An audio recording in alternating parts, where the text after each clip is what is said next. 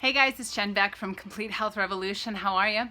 I just wanted to talk with you for a couple minutes today about the ketogenic diet. I think there's three main things that most people screw up or don't do right on the ketogenic diet. And the first one is they pay more attention to the macros that they're consuming versus the quality of the macros that they're consuming.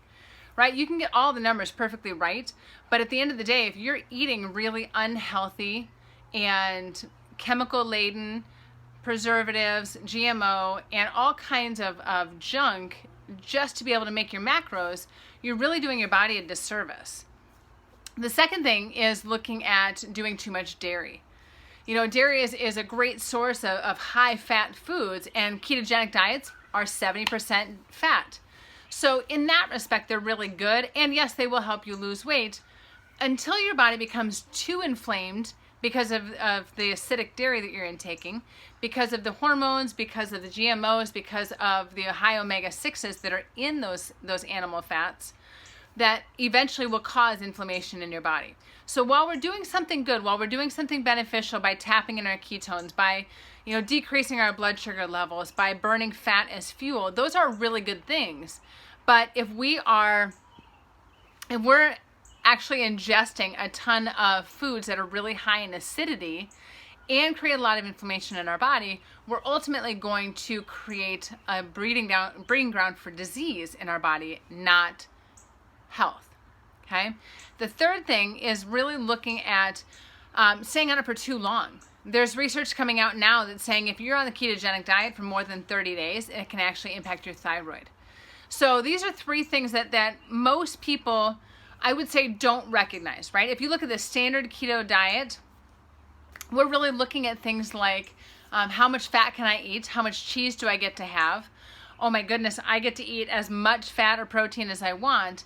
And the fat is true, but not necessarily the protein, because excess protein still breaks down into sugar, which then throws our body out of ketosis. So there's a lot of nuances to the ketogenic diet that a lot of people don't really understand. It's kind of like the Atkins diet back in the day where people go, I'm just going to eat a lot of protein, right? And I had friends that would eat the top off a large pizza or go to McDonald's and get 2 double cheeseburgers minus the bun, just wrapped in lettuce.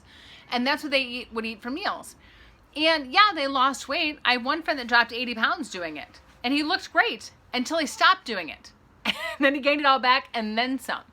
Right? That's the challenge with fad diets, is that we do not eat and live in a sustainable way when we're on a diet.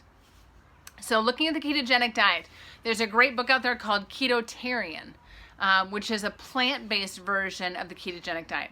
If you want to lose weight, if you have PCOS, if you're dealing with inflammation, if you want to prevent Alzheimer's, doing a ketogenic diet that is plant-based is ideal. So check out the book Ketotarian. Drop comments and thoughts in the comments below, and let me know kind of if you've done the ketogenic diet. If you have, what's worked for you, what hasn't. What did you enjoy about it? What did you find as the aftermath? So share with us what your thoughts are and what your experience was.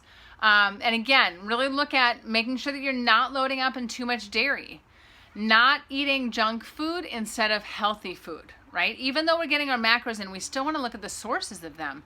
You know, your vegetables, your carbohydrate intake, as little as it is, you still want that predominantly from vegetables. It's going to allow you to eat a lot more food, but you're also going to get a much greater diversity of nutrients from it as well.